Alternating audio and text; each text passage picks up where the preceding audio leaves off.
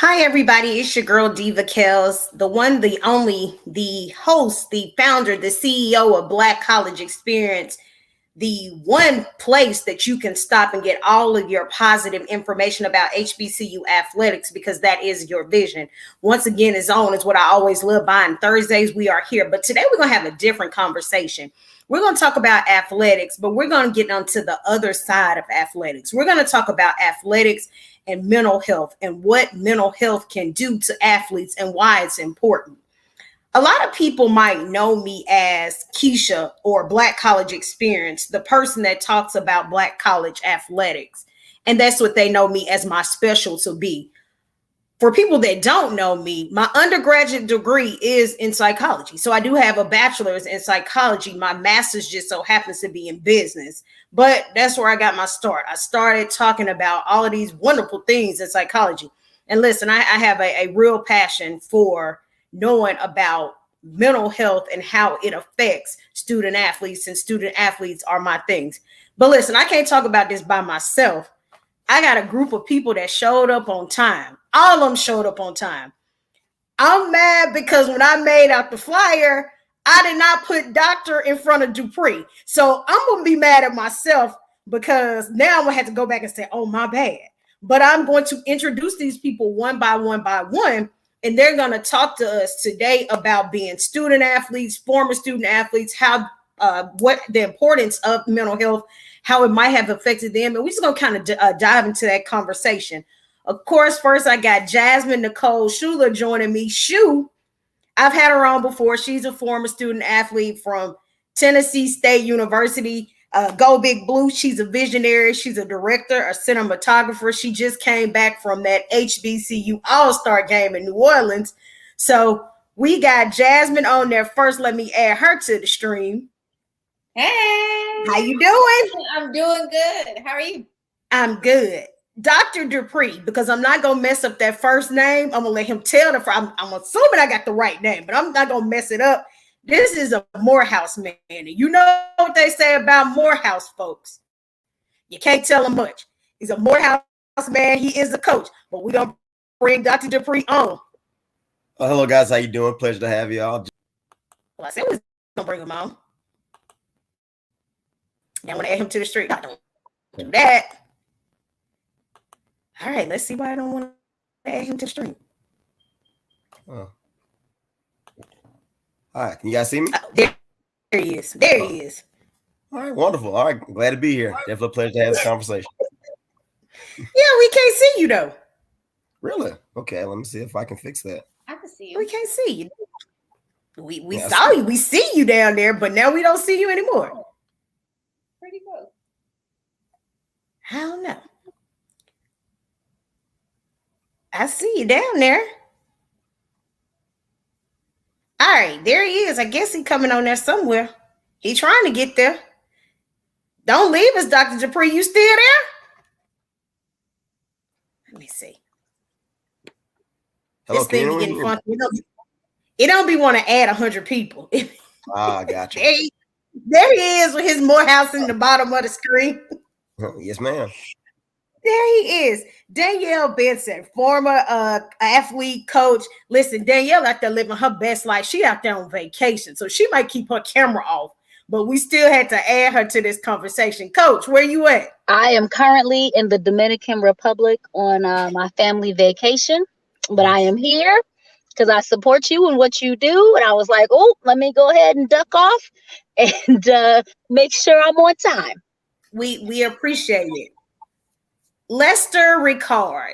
Listen, I done dug off into Baton Rouge. Y'all know Baton Rouge is like home number 2 for me. That's home for me because I'm Southern University. But Coach, where you at? I'm right here in the flesh. How y'all doing today, everybody? There he is. There he is in that space.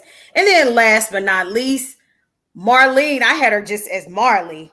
Listen, she's Bethune-Cookman. She's a former student athlete, so we're gonna go ahead and add her to the stream. Hey everyone, glad to be here. Thank you for having me.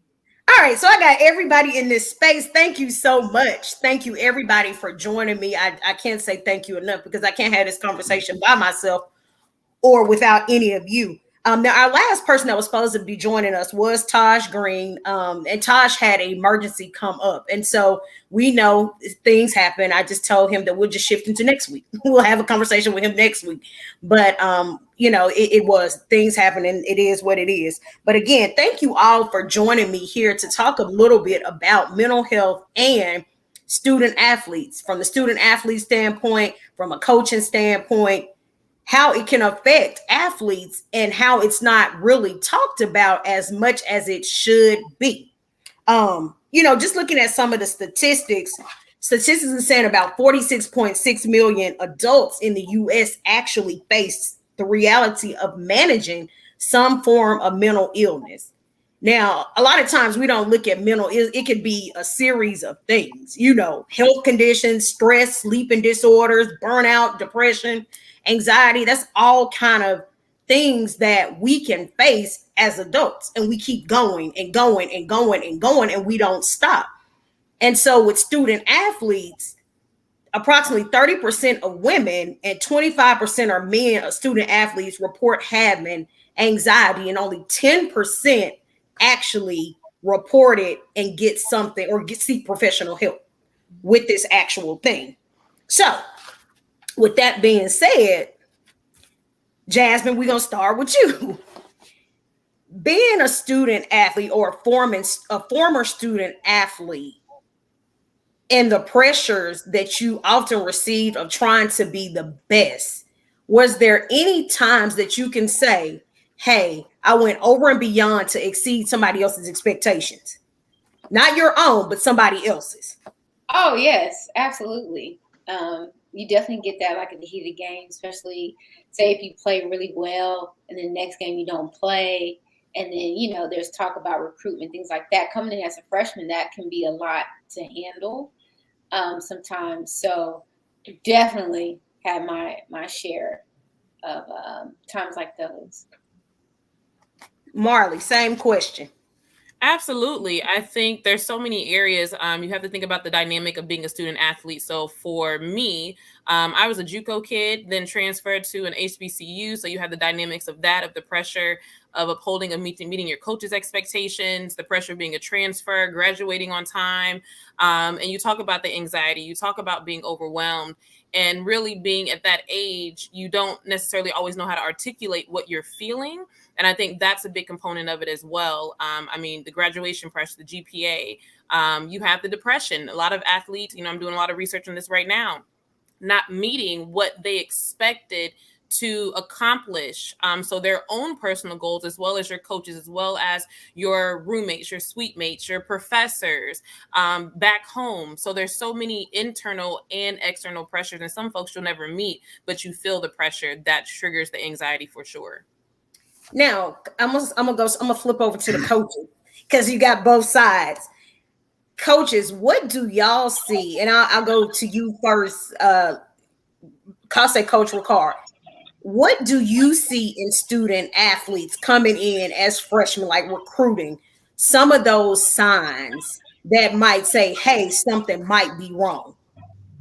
Well, I'll tell you, I'll use a lot of my personal experiences from being a quarterback in college, having the highest degree of pressure of probably just about any other student on that campus, and how the expectations for you individually is so insurmountable. And so what I've always tried to do is, I was blessed to have played for the great Nick Saban. And one of the things that Coach Saban used to do was he would bring in someone who would talk to our football team almost as an intro meeting, exit meeting, and then sometime in the middle of the season where he would have a licensed professional sports psychiatrist who will come and talk to our football team individually and players. And, and what we found was since I've gotten to this coaching profession, that I've tried to kind of, instill that same type of behavior in our football program, no matter where I've been, because you find that a lot of your best athletes, they're playing well because they're the most mentally healthiest. And then you find a lot of you guys who are not reaching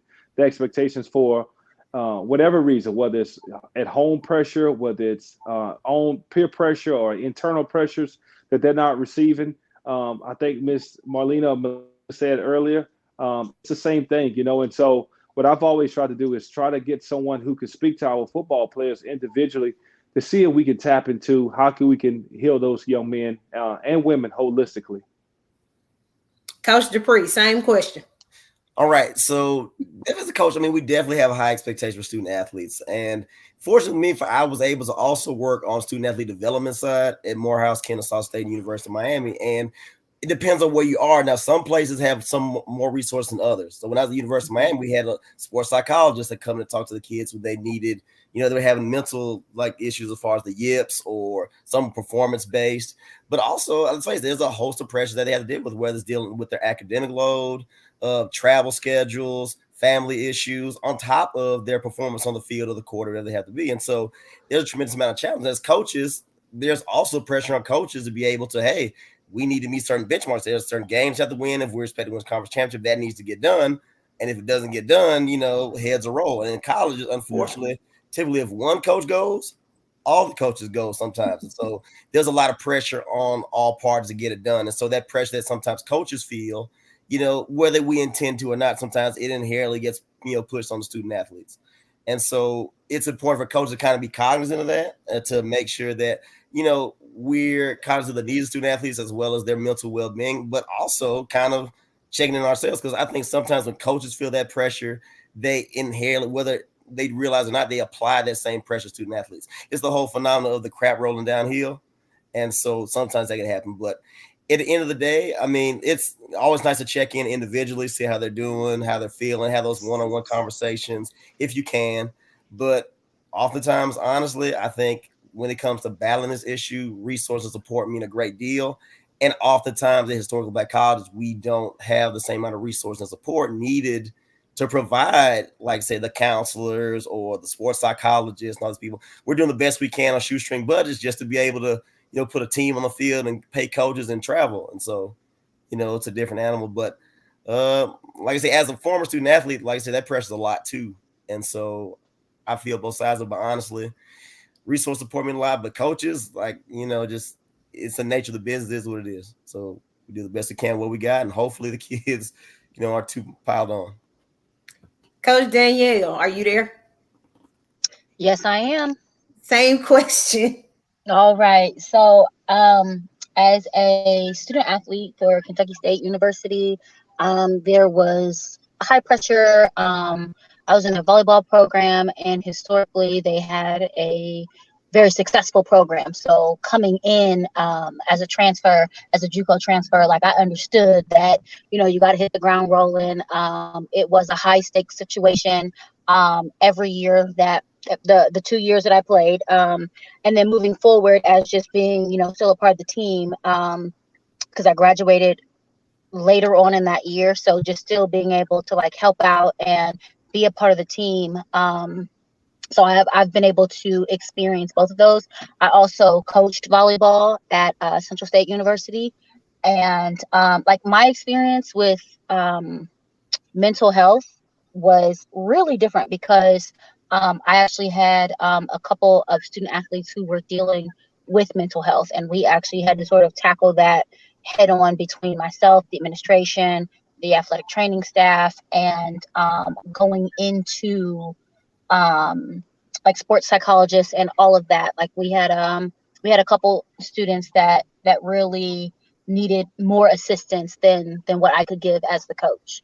And so I've definitely sort of been on both ends of that, with having to deal with the pressures of mental health as a coach and then a pressure of mental health as a student athlete. At the time, I was also a young single mom. So I had lots of pressure of, meeting the expectations. I've left home with my daughter, she's on campus with me. I got to make sure that I perform. I got to make sure that I keep us here because this is why I'm here. I'm here to go to school, but I'm also here to play, to go ahead and pay for this education. Right. And so, and I'm not going to go one person. I'm going to throw these questions out here. Whoever wants to answer the question first, it's totally up to you. We know that injuries are a part of the sport. It's a part of the sport. And we know that can also take a toll on an athlete, especially when it's a season-ending injury or it's a career-ending injury. In any cases that anybody deal with that, see that, and how did it affect you personally? Well, I'll go ahead and talk from a student athlete development side. And so, I deal with student athletes for academic purposes, also like social development as well. And one of the problems that I saw with a lot of athletes, especially football players, when they dealt with like major injuries, is all of a sudden they had to ask themselves the question, okay, like if I can't play football, who am I outside of the game of football? And so it's bigger than just that. It's more of an identity issue. Like, I think far too often, especially for many football players, they don't just see the game as something that's a part of them. Or far too often for many young men, they see the game as like part of who they are. And sometimes there's a challenge in separating that. Okay, you play football, but you are not a football player. You're a total person that also happens to be a football player. And so when they deal with that, when especially career-ending injuries, a lot of young men, well, not just who am I, but what am I going to do after this? My whole plan was to play ball. And if my plan to go to NFL or have a career based on football is going to occur, then what am I going to do? Who am I and what am I going to do? And so for a lot of young men, there's some, very difficult questions they have to ask themselves. And fortunately, like I said, the space I was in, we had great professionals, people to help them guide them through it. But I know for a lot of young men, especially when it comes to football, there have been a couple of injuries and suicides that were due to identity related issues. Kenny McKinley at University of South Carolina a few years back committed suicide after he was cut by the Denver Broncos. You had incidences where, on top of the end, like potential head injuries and and that also contributed to this as well. And so, like I said, it's the challenges when we're dealing with this, we have to find a way to be able to, yes, physically heal them, but also provide them with some identity of who they are without the sports in the game. Because at the end of the day, that's no matter how good you are, you play. And I told my athletes, even in Miami, I'm like, okay, if everything goes well, you play for 10 years, you're 33 years old. Like, what are you gonna do for the rest of life? Who are you outside of this game? And when we can start to answer those questions, even when they deal with those injuries and things like that, one, hopefully they have a backup plan, but two, they can see themselves as, okay, I'm more than just an athlete or a football player. I'm this person, I'm capable of contributing in many ways. I'm gonna be social media famous, okay? After that, it's gonna be social media. Listen, that's the backup plan, okay? Anybody else want to answer the question? Yeah, I want to jump in and actually piggyback off to what Dr. Dupree is saying. There's a researcher with Lapchick, and I'm a sports social worker and also, Lord, in the last phase of my doctorate degree. And so Lapchick talks about specifically for Black athletes, our attachment to our athletic identity and how it is more detrimental for us than non-Black athletes, because that is who we see ourselves as. So we see ourselves as the Black basketball player, as the one of two volleyball players on the team. That's how our family recognizes us. That's who we are. That's who we become. And so there's a model that also talks about your identity development. And so in that, when we talk about identity foreclosure, and you're speaking specifically to injury, that is what really Dr. Dupree is also mentioning, that you are forced into this level of acceptance that we have been protected by being in this bubble. And so I'm going to shift over to Black female athletes specifically, because now you're going to jump into intersectionality. So you're dealing with what you haven't maybe really sat down and processed, or what you've been protected from as being a Black woman in sports. Some of the microaggressions you've heard, but really haven't had to maybe really defend. And we've seen that over the past 2 years. So when that is taken from you from that protection, that the research has developed protection, when that's taken from you, now you are thrown into this world with being a Black woman. So that's a whole different situation that, yes, Black men deal with, absolutely, but we have to make sure that in these spaces, whether we are social workers, counselors, coaches, that we understand that our Black men, our Black women, we do still have specific individual journeys that we also need to acknowledge when it comes to mental health. Anybody else? Lester? Yeah, Jasmin, Coach? One of the things that they brought up two great points. It's not just the injuries, but it's just, if you play sports and if you're an African American athlete, you really believe that you're going to go to the NFL or you're going to the NBA, and it's not a realistic expectations or goal that is attainable. Listen, I finished up at Tulane University. Of my senior class, 24 guys, I was the only guy who made it to the National Football League. But when we had our pro day, we had 23 other guys out there participating in pro day. And so, and though a lot of those guys are still successful in their day-to-day life, and I just think that what we don't do enough of is especially on these college campuses, giving them the reality of what's not really going to happen. And unfortunately, we live in this bubble. And I have this saying in my house, faith, family, and football, because, like Doc said, I still believe that I can throw it a little bit. Now, can I go out there and still play for the Jacksonville Jaguars?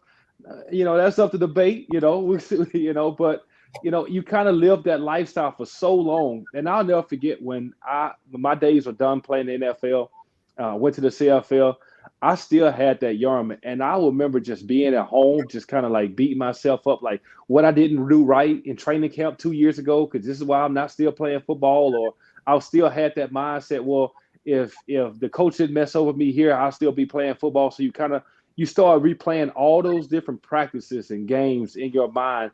And you start this war going on of resentment, of hate and venture that and then that's where your mental health starts to break down. I was blessed. I got called to get into coaching, and it just kind of took that whole away that I had going on in my mind of what ifs and what I should have done better. So it's just one of those things that, for me, I work out every day and I still feel like I can play football. And I think that's why it's so hard to get away from the game of sports. And I think that's why a lot of us are on here now, because we love it that much. Anybody else want to go with that question before we move on to the next question? Okay, guess not. So now let me go back, because I've heard this twice. JUCO, other schools. I'm a SWAC baby. Jasmin, OVC. So, we're born bred, we're HBCU. That's what we knew. That's where we came from. That's what we knew. There was nowhere else. I didn't go out. I didn't come in. That's just what it was. It was HBCU. That's all it was. Being that you went to Tulane and you said that you said University of Miami, correct? Yes, ma'am. Okay. So we know that them budgets was different. We know they was very much different. We know it was real different. When you talking about facilities different, even talking about nutrition programs different, even talking about social media team different. We know how different that can be when you start talking about other schools outside of these conferences. We start talking about other conferences. So when you're in those positions and you see these different teammates, was there ever situations? I mean, I'm gonna go to you first, Coach Ricard, because you said you had the most pressure on you playing quarterback. Yeah. Do you feel like there was ever a time where you had any type of depression or anything after loss of a game that you kind of suppressed because you felt like you would be blackballed if you said something? Oh, absolutely. I remember having one of my worst games. So I'm dealing with Hurricane Katrina in 2005. Right. We're being displaced all over. We had to play 11 different games at 11 different stadiums. That was my lowest point of my college football career. And I never forget, I didn't feel like I was getting the support from the top. And I felt if I said something, one, I'll be blackballed. My coach is going to talk so bad about me when it's my time to come out to the National Football League. I left a lot of stuff in. I never forget, my father is a pastor, great man. He knew I was struggling, knew I was dealing with a lot of, kind of issues mentally and internally. And he just showed up at practice one day and spent the night with me. And we just kind of talked, went to Waffle House, got me an all-star breakfast, made my life whole much better. And I just kind of got through that season understanding that, okay, I can't really compartmentalize my issues here, that I have my father I can lean back on to help me be that support system. And it wasn't just me. I had 99 other teammates who was going through that same trauma, and they didn't have a Lester Ricard Sr. to come and spend that moment and spend that night with them. And I just watched us really just, that was supposed to be one of the best teams that I ever been on, wound up being probably one of the worst teams in school history. And I was a starting quarterback. So imagine that, but you just keep picking up the pieces. You try to, if you have a great foundation like I did, faith was so, strong and pertinent in our home. And just not a lot of athletes have that to fall back on. Coach Dupree, same question. All right, wait, can you repeat the question again, because I got some of it, but I just want to make sure Well, I was just saying, because he said that he was the quarterback, and I was asking about the pressure, being that, and coming, like I said, coming from a PWI, and you said you worked at University of Miami. We know we see different things. Yeah. And so was there ever a time that you feel like teammates, or they just suppress things because they felt like they would be blackballed? So I know when I was there, not so much from coaches, but I know sometimes the feeling on campus would be a little rough. So when I was in Miami, I think we had played Notre Dame, I think in Chicago in 2012 or whatever. And one of our student athletes who literally the week before had a great game. I mean, he scored 3 touchdowns, beat NC State in the last play. The next game, he drops 2 touchdown passes against Notre Dame, and the social media blew up. I mean, they talked about him like a dog. I mean, walking across campus, you could see the sneers, the snickers. And whereas when I played football at Morehouse, and so granted, it's much smaller school, much smaller space, we had the luxury of kind of, to an extent, at a smaller school, you know what, if I didn't play the best game, you know what, I'm not going to see about it on Facebook and Twitter or Instagram. You kind of had some reprieve from it. But to kind of see what he was going through, like with the fans and the vitriol that he would receive on Twitter, and sometimes even like a death threat for dropping the touchdown pass. I mean, it was kind of a lot. And so, it's like I said, not just dealing with the pressure, trying to, deal with just having to deal with teammates and coaches, but with some of these big programs, the fan bases can also cause a layer of pressure that oftentimes people don't realize. And so for a lot of student athletes, have compartmentalized that on top of classwork, meetings, practice, all those other things to do. I mean, it's a lot. And so, like I said, fortunately, like I said, we had resources. And so with those psychologists, those counselors, along with the teammates and position coaches, coordinators, the head coach, and other people like me who literally we got paid to like make sure that, hey, are you okay, to ask those questions. In a black college, and I worked at Morehouse. I said, I love my school, but we didn't have those resources. Oftentimes you had one person, that was me. And I was trying to check in as best I could, but I could not get to every kid. Whereas in Miami, we could touch base with more of the kids and get in contact with them. So resource and support, as far as like even human resources, staffing, make a big difference, because you're more likely to be able to touch a lot of kids. Whereas at a Morehouse, like I say, if it's only one of me, and whereas Miami, there's 8 of me, you know what I'm saying, that, you can just do more with less. And also, Mr. Ricard, my brother worked at Tulane in football program from 2012 to 2018. So, yeah, so we very familiar with Tulane's football program down there.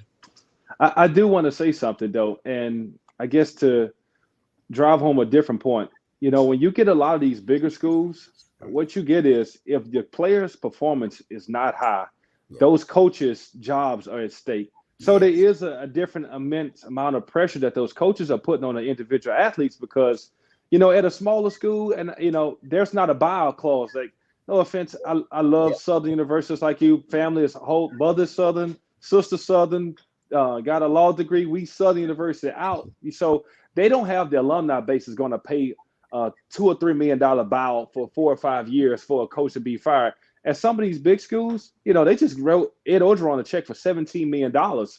This 2 years off a guy winning a national championship. Yeah. So when you play at those bigger schools, your performance is tied to that coach. And if you don't play as well, those coaches come in that meeting, they let you know, hey, man, you better pick it up, Ricard. You throw one more interception, I might be in the unemployment office the following week. So, so there's a different pressure. The bigger, the higher the schools, that it is out there that, a lot of smaller schools don't experience.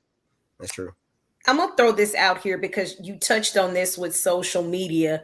And the thing that separates me is because I do media, and I still I interact with so many student athletes on a daily basis, athletes, parents, and everything. And it's all basically either social or in person, but a lot on social. It's a lot of pressure on social media that, like you said, it adds, and you get the death threats. And I think everybody is under that extreme pressure to be better than the next person. And then the person after that. It's a lot of pressure that comes from social media, because we see a lot of people revealing where they're going to college or who they're playing for or who they committing to, and so on and so forth. And believe it or not, we don't have the millions of dollars to pay those coaches out, but you will get fired if you don't perform. Those kids' performance is attached, just like Alabama or LSU. They are attached. I see it too many times. I mean, I'll use the SIAC as a prime example. It's a whole bunch of new coaches in the SIAC this year. We're gonna see a lot of new faces. It's been some switcheroos around there.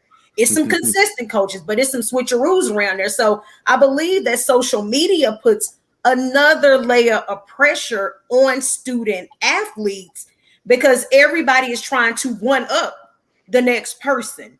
And when you get big games that you add, championships, celebration bowls, so on and so forth, now everybody is trying to meet the pressure. You got to face the pressure head on because they put so much into you. Like you said, the coach is coming at you. They didn't put so much stock into you. Now you don't have no choice but to live up to the pressure. And if you don't, and I don't know, I can be honest about this.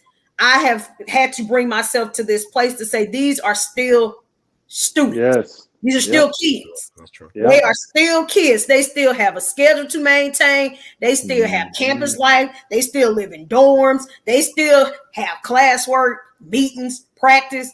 But because we talk so much noise that we say our school gonna win, especially when I'm talking about Grambling, we put pressure on our kids. And so when we put pressure on them, it makes it harder for them. So now, why do y'all think that it's not talked about as much as it should be? Why don't we talk about mental health outside of budgets? Because there is still insurance. You still can go to an insured person. You can still use your insurance and go see a counselor, see a therapist. I think that just Black mental health in general is sort of getting a reprieve all of a sudden, not all of a sudden, but like over the last couple of years. Because I know back in 2002 and 2003 when I played, we didn't have sports psychologists. We had like, hey, are you feeling okay? If you're not feeling okay, you might want to, journal, or you might want to talk to somebody. But, it wasn't anything solidly in place for if you were struggling as a student athlete in 2002 and 2003 in the SIAC. Like you kind of got through it the ways that you knew how.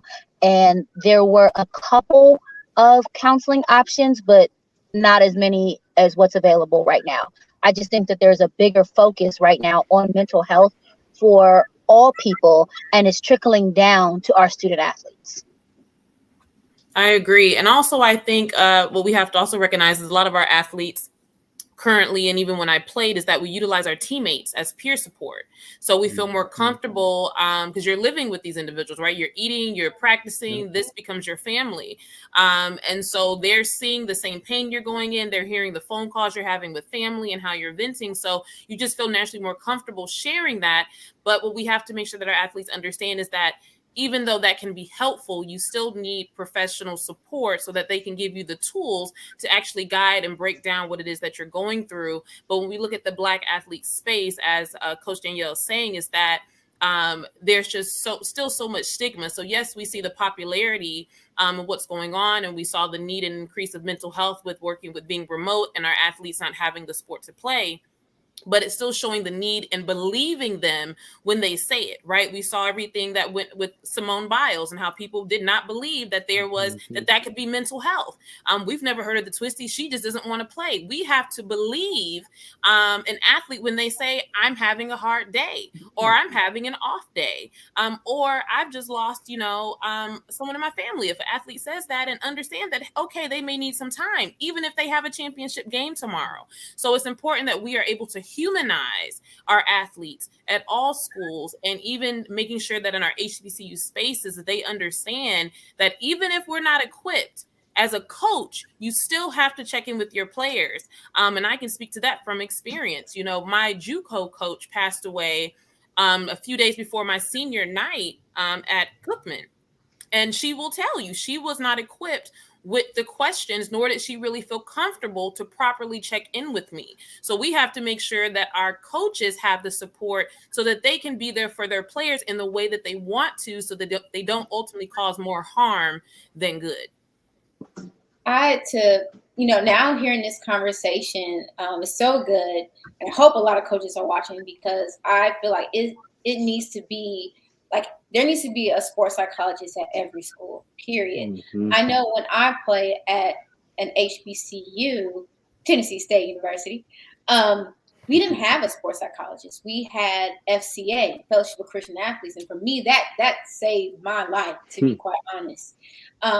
Because without FCA, I don't know if I would have continued to play ball. And the biggest thing I feel like why a lot of Black athletes don't go to see a sports psychologist, or why they don't have it, because for me, it's the one word people talk about athletes is adversity. How can someone get through adversity and face through the challenges, right?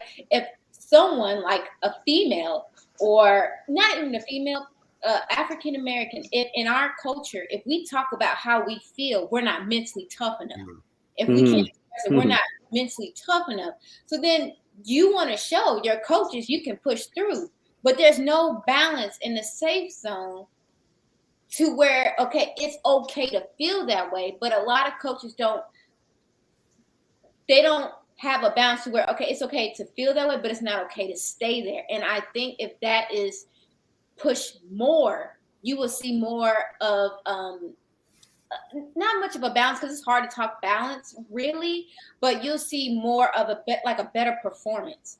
And for me, I can only talk about my experience. I know when I got hurt, it was tough because I thought that I could never play at the level I could, or be the best that I could. And psychologically, that messes with you.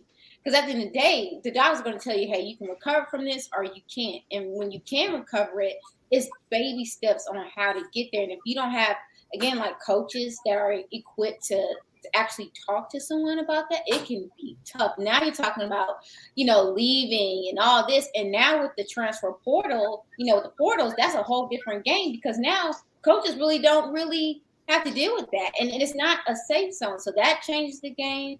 And along with what you said, Keisha, social media and being a content creator, you see so many players that they don't get a lot of views, they're not relevant.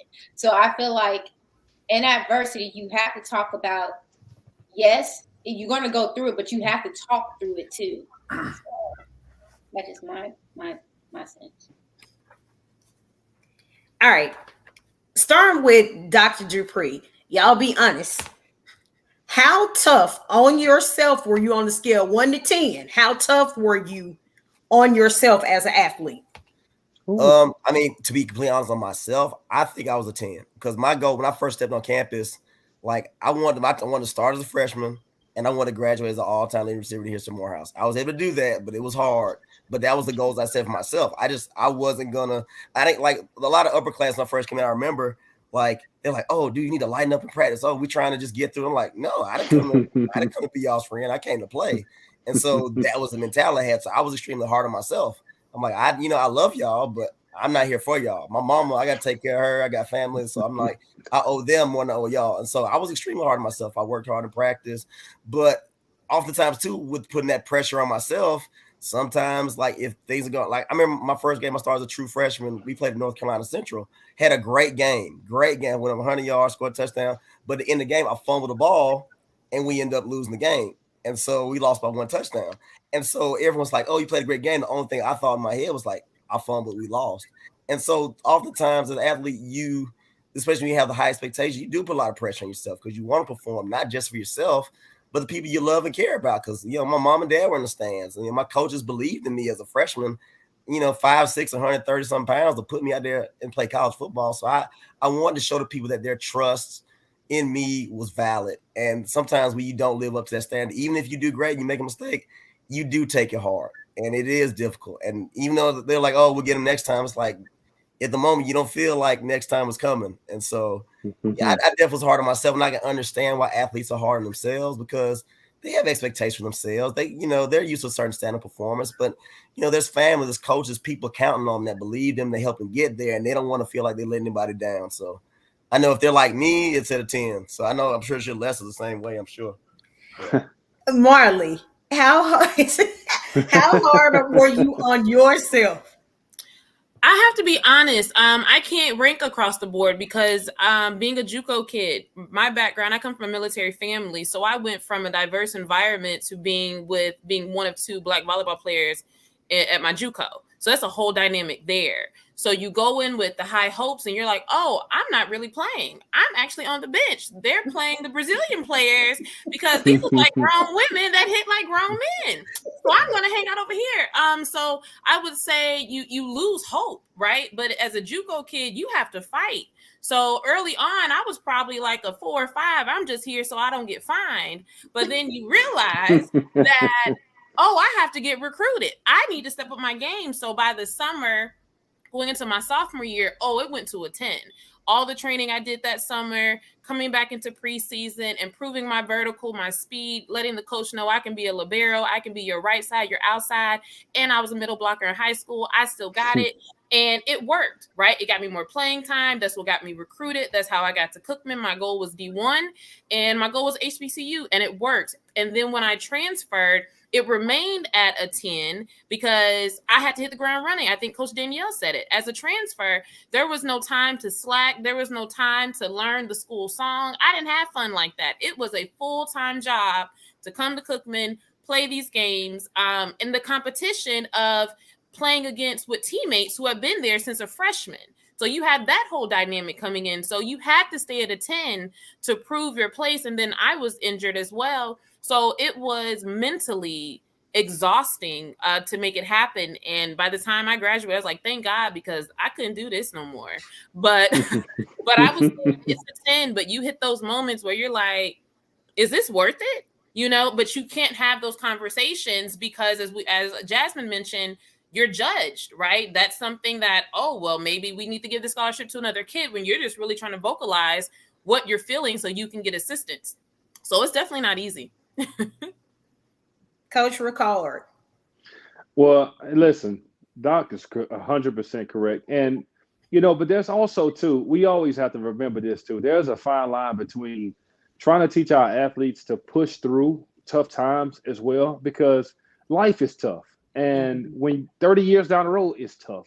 I know for you ladies out there, childbearing is tough. And I know if you don't use some of those tough moments that you go through in athletics, when you go through tough times later on down the road, then you kind of shrink through those moments. Instead of you trying to knock that wall down, you just get to the wall and just get scared and just turn back around and walk away. So I think there's a fine line between trying to push through as well as, because I needed that, and I had so much competitive built up inside of me. I was a parade All-American. So I wasn't necessarily just trying to let my family down. I wasn't going to let my own self down because I had to live up to the expectations that I had set for myself. So, I had personal pride. I had a competitive nature that, my coaches would curse me out in practice. I tell you, when I'll be in practice, and this is how crazy and messed up I was, if I was having a great practice and my coach not really talking and good throw, I would throw about 4 or 5 interceptions in a row just so he'll jump my behind because I just needed that to get going. And it sounds crazy, but that's just kind of how I was wrapped. I needed somebody to always push. So, about a 15, 20 on the scale of 1 to 10, I always wanted to know what the next challenge was because I always felt like there was more for me to do. Coach Danielle? I would say mine was definitely at a 10. I came into JUCO already a very young single mom. And my coach was like, yeah, like you got the heart, but like you don't have the skill. And that was something that I learned. So playing volleyball in a predominantly Black area and a predominantly Black school, we thought we were way better than what we were. And I realized once I got to JUCO that while I had the heart and hustle, I didn't have the technical skills, right? So as competitive as I am, I'm not going to sit the bench. So you're not going to tell me that I can't play because I'm not good enough. Like that, like I respect the fact that he said it because it made me go so hard. And in me going hard, I ended up at Kentucky State University. So I was okay with that. But he sat me down and he was like, you're not going to play. And I said, but I bet I do. So I'm in the gym. I'm the fastest person on the team. I'm jumping like third highest and I'm like the shortest. Like, I'm putting in all of the work. We're doing Olympic weightlifting, like the whole 9. And so into the freshman year, like about halfway through, I got a little bit, more PT. And then over soon as the season was done, I went into straight like grind mode and just trained with some other people, volleyball skills training wise, and then I also was training physically, and then came back that next year and I was the starting captain of the team. Like his words and my attitude of like you're not going to talk to me like that. Like I am good, not realizing that I wasn't as good as what I thought I was. And that's an honest statement. I think that a lot of kids come out of high school and, because they are at these schools, they think that they are good until they come up against people Correct. who aren't and then it's like, oh shoot, well let me go ahead and tighten up.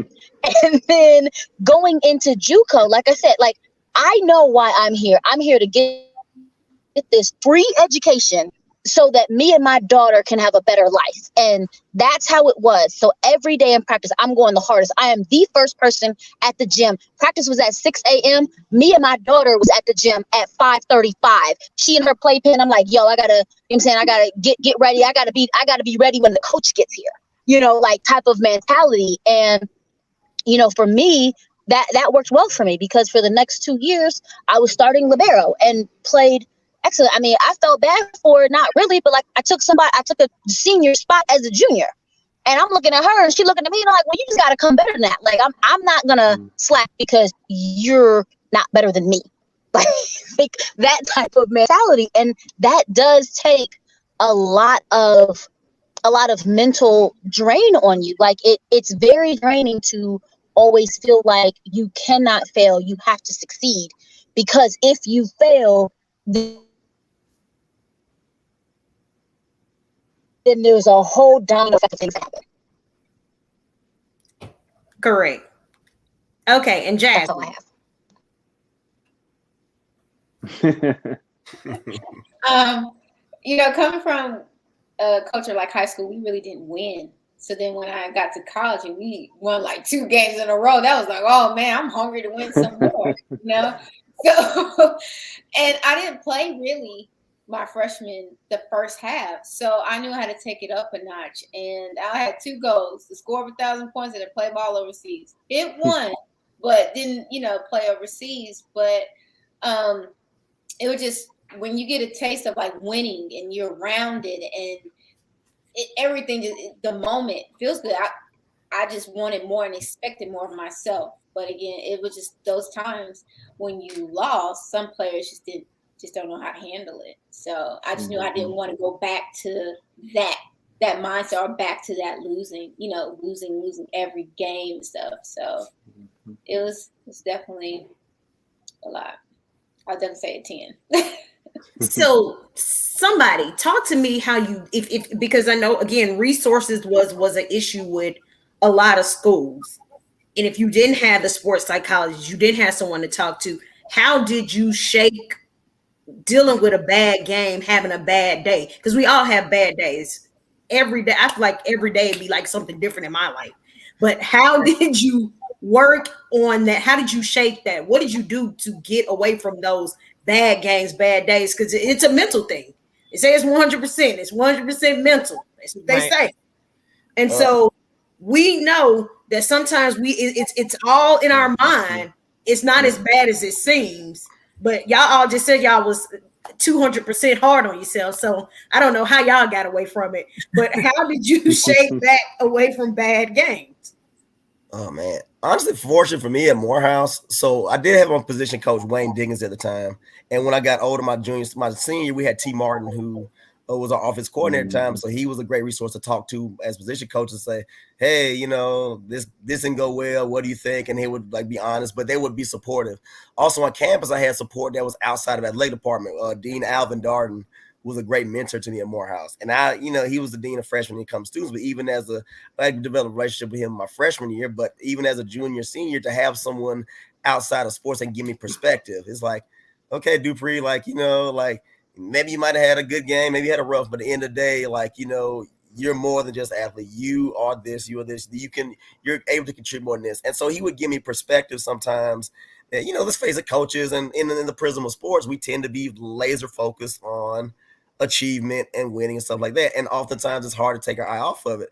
And so be able to sometimes talk to someone on campus whose purview is not sports gives you kind of the perspective you need at the time, because let's face it, sometimes like those people can see things in a way that we can't as athletes, which I think for me was tremendously helpful.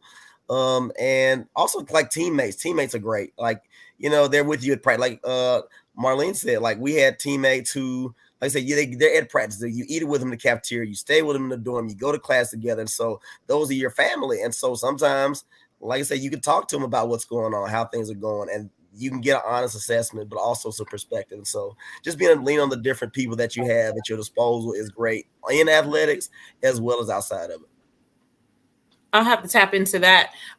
What I think what a lot of athletes do and what I did for myself, not necessarily the healthiest technique, but suppression, right? You realize that you got to get up and go to practice in the morning, win or lose. You have to show up for your teammates, win or lose. You have a scholarship that you need to keep. So you're going to have to show up. So you don't really have a lot of time to sit in it.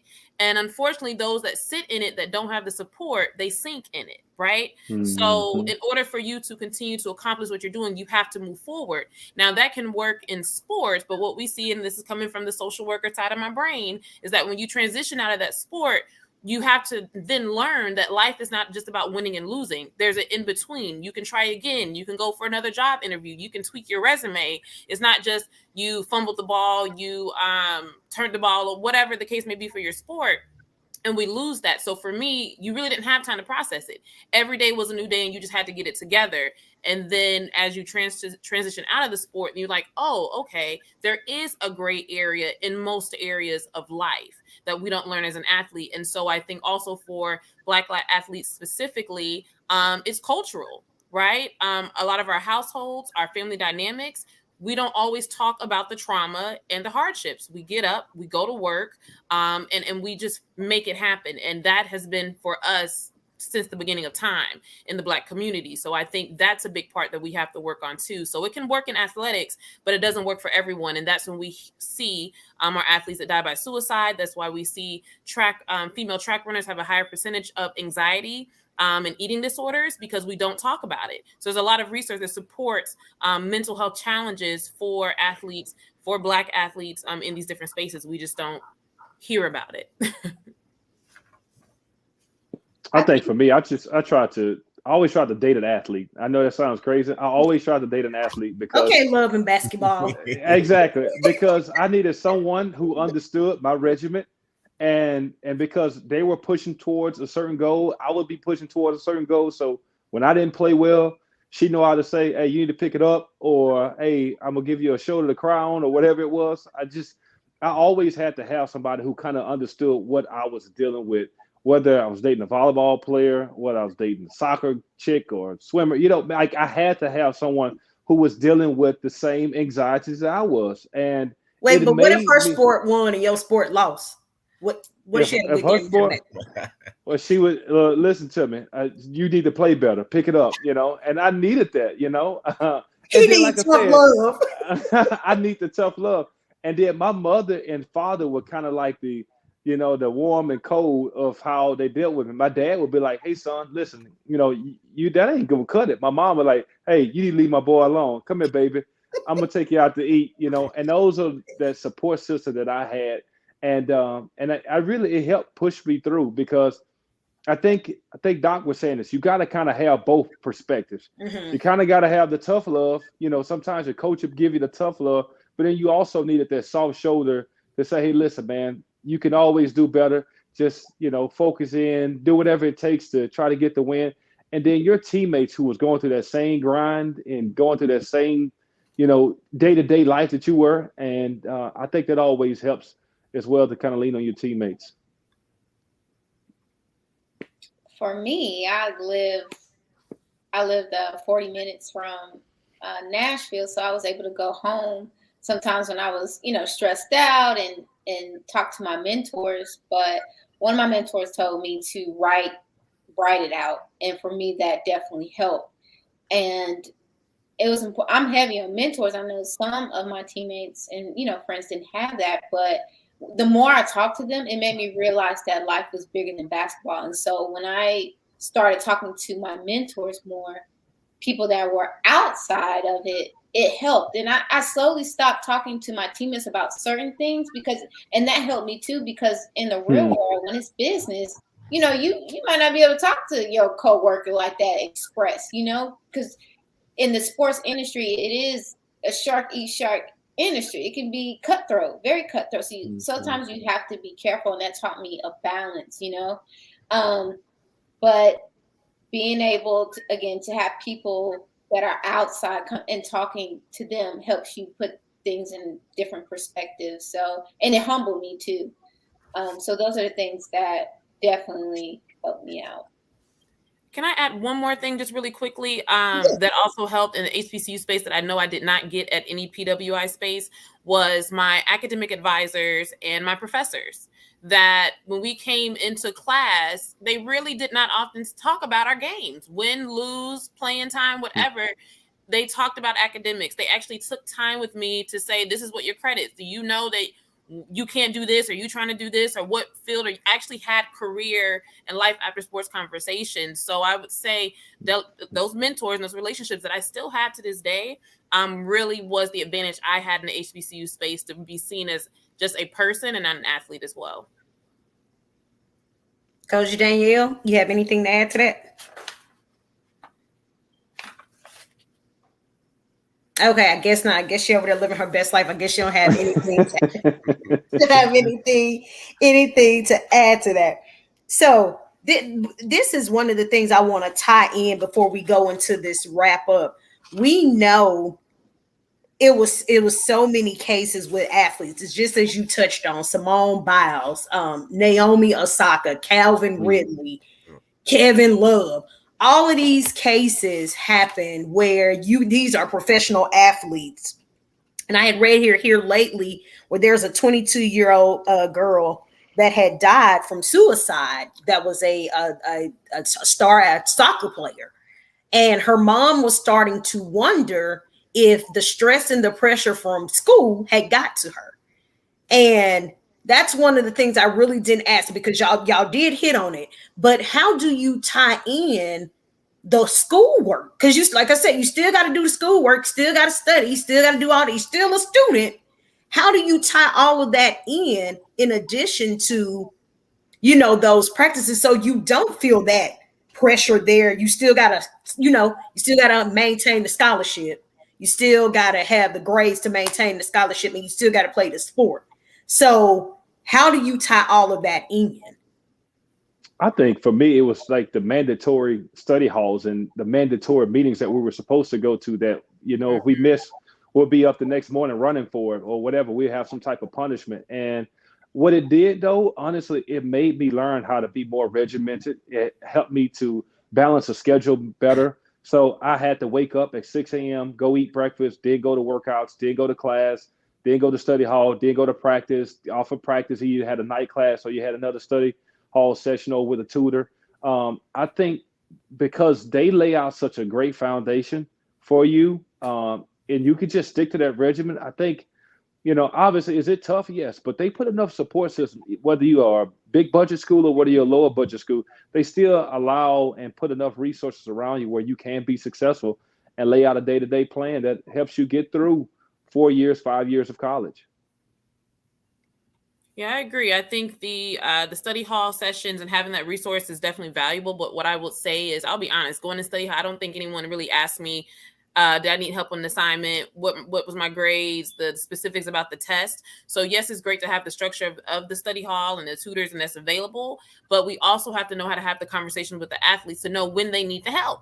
Right. You can come in study hall, but how many of your teammates, I know we had our books open, but we was listening to music or on social media and not really studying. So it's, it's really making sure that we're using that time, but we're teaching our athletes in that moment that this is, I'm always going to talk about transition. The structure that you're learning now, like you were just describing, it's going to really work in your benefit and advantage down the line. But having the structure and the resources definitely made it easier.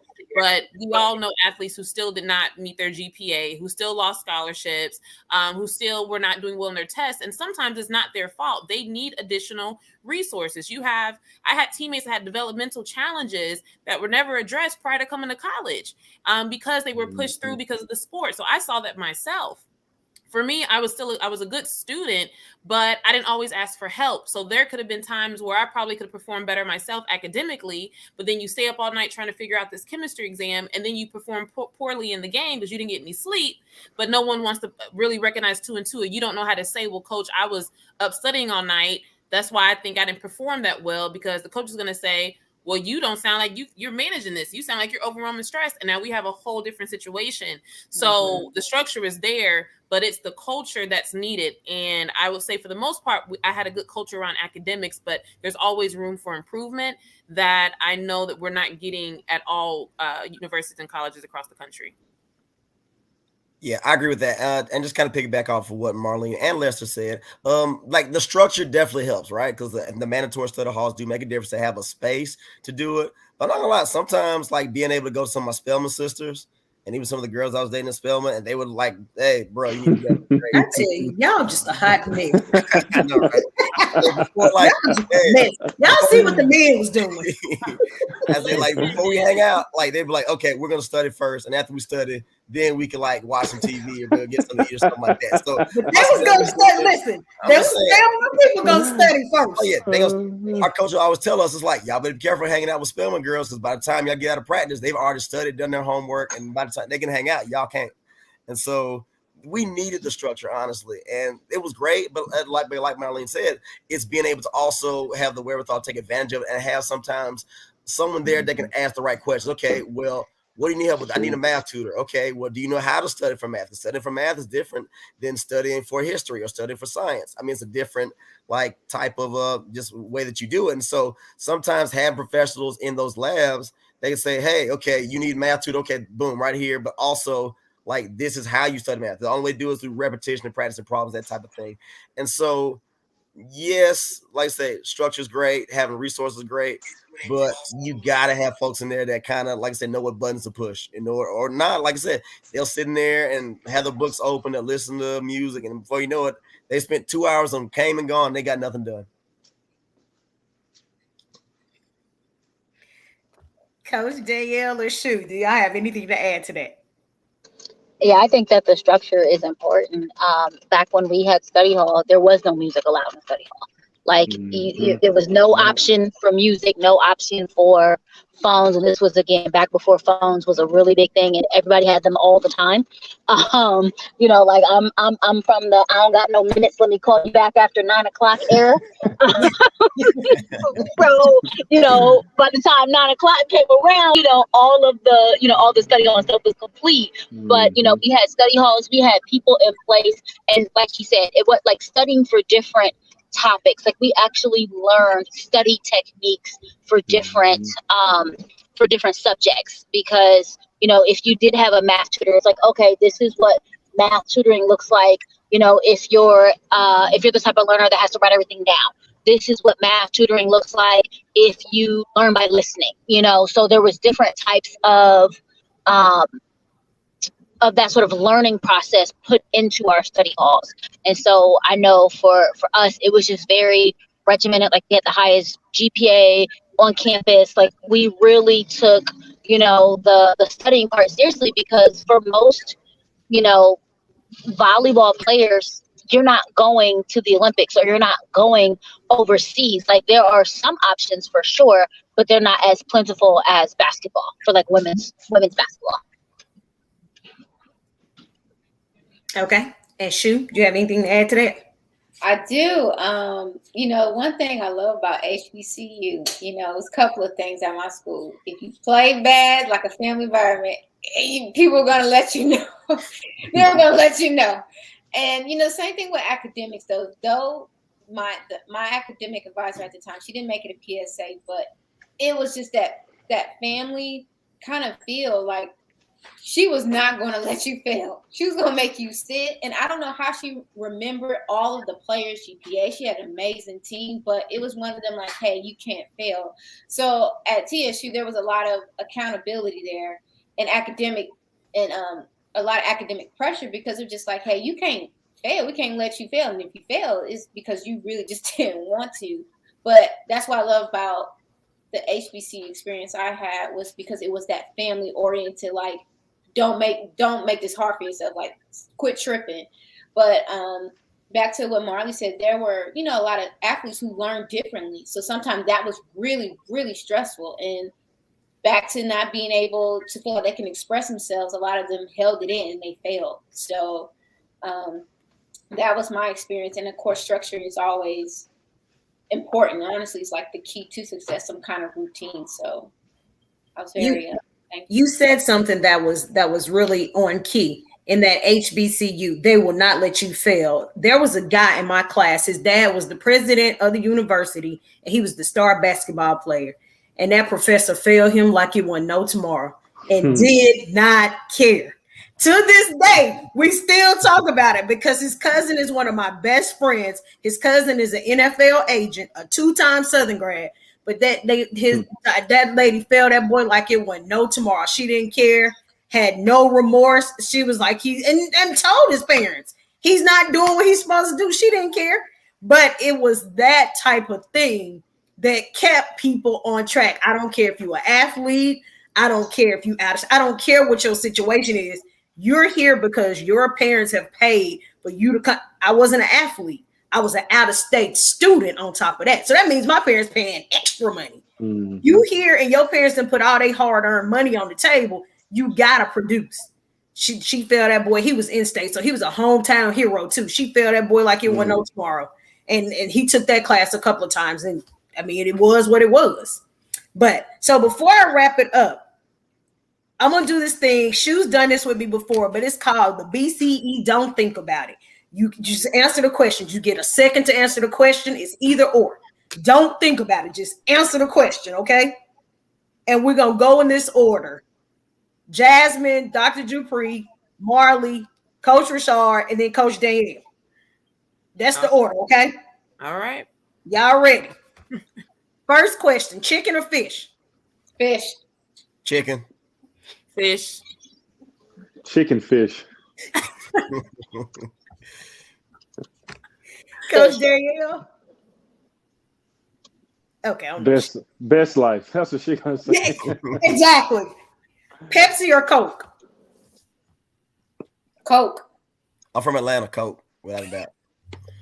I don't drink either. Coke. Coke.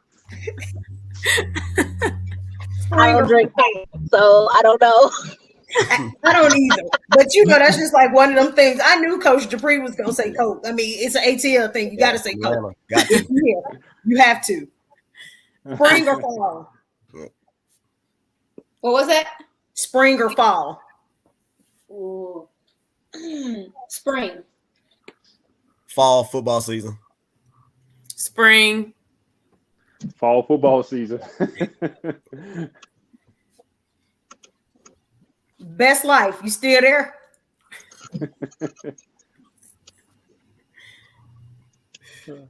Mild or spicy? Ooh, mild. Does lemon pepper count? I'm from Atlanta. We love lemon pepper. That's part of the next question, though. I'll take spicy then, and then if the next one by wings, lemon pepper.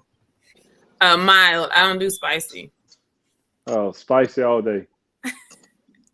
Spicy. Drums or flats? Oh no. Ooh, drums. Yeah, I gotta go with drums. You can dip them. Yeah, drums. Ooh, flats. I Come on, like that Coach. extra. Flats I like on, that extra. Coach. Get a little land gap on the end of it. Flats for sure. I gotta have flats with blue cheese. That's just me, though. That's just right. me. Drums Gotta be thing on lemon them pepper. sometimes. I don't know. As long as they got that little thing on them, you know, I'll be all right. Exactly. Company or alone? Do you like the company or do you like to be alone? Ooh. Ooh. Alone. Yeah, solo dolo is great. I'm not gonna lie. So. Yeah, I can go alone. I'm around people. Yeah, I'm gonna have to go with a combination of both, solely depending on my mood. I'm going company. Company. I'm with company all day. It'll drive me crazy being by myself. Football, basketball, or baseball? Basketball. Of course, football. Like it's my life. So Basketball. Football. Basketball. I'm taking football too. Uh-oh. I just nobody want baseball. There you go.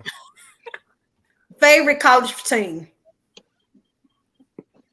no matter the sport. What's the favorite college team, no matter what the sport is? Tennessee State.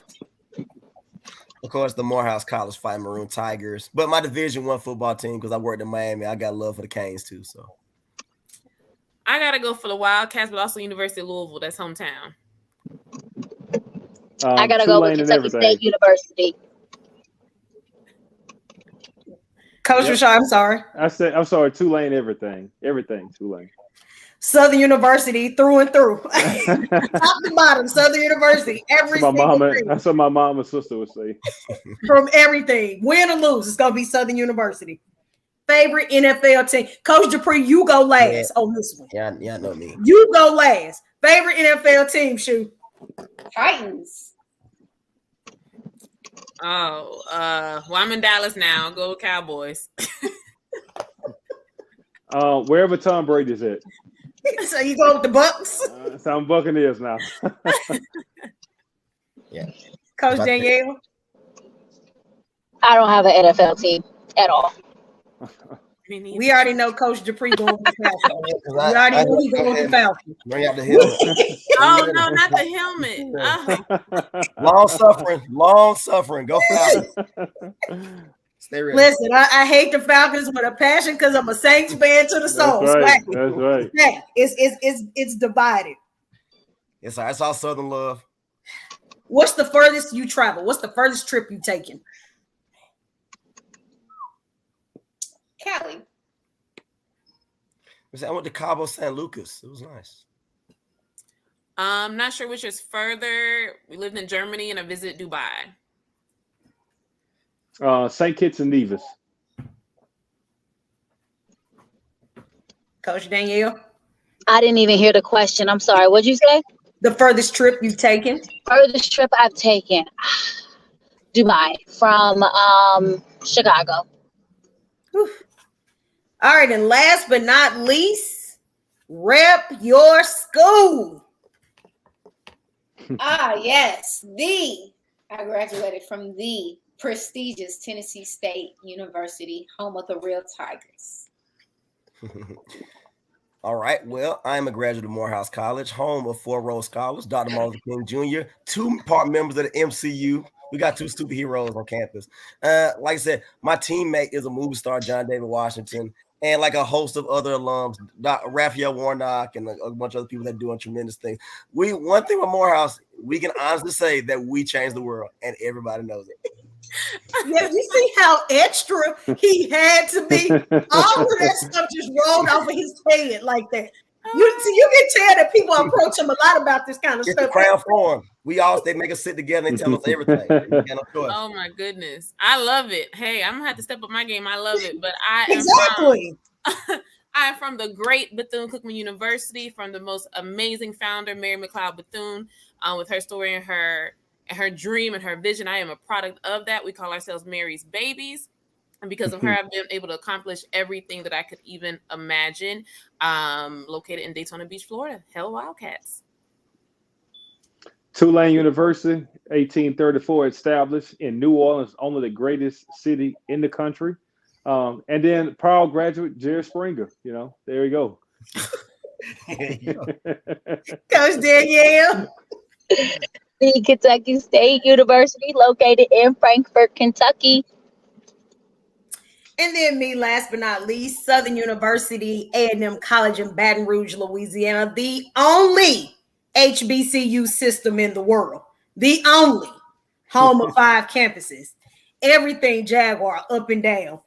Thank y'all so much for joining me, laughing, cutting up. I'm going to have to step up my game with Dr. Dupree because he didn't name like 25 facts. I ain't have but one fact. He got like 25. They're conditioners. We got no choice. What did I tell y'all when we started? You know what they say about Morehouse men. See? That's it. You can't tell him much. You can't tell him much. He had like 25 facts ready to roll off before we even got started. And Ralph Lauren Polo. See? Yeah. That's true. I mean, I ain't gonna lie. I wanted that M. I wanted that M sweater. I wanted it. Me too. I ain't gonna get it, but I'm gonna just keep wanting it. All is sold out. So I do. I spend a lot of time. Seriously, I spent a great deal of time at Morehouse. I was at Morehouse last week. I spent a lot of time at Morehouse and Clark, Atlanta. But thank you guys so much for joining me in this first part of this mental health conversation and talking to everybody about your experiences and the importance of mental health and student athletes. I didn't know I had so many heavy hitters on this call and all these different things. And Coach Ricard, he got to have a different athlete he dating. And they got to have balance. He needs to coach to get him going. You spitting on 35, and y'all took me over and beyond. Y'all exceeded my expectations. I really do appreciate it.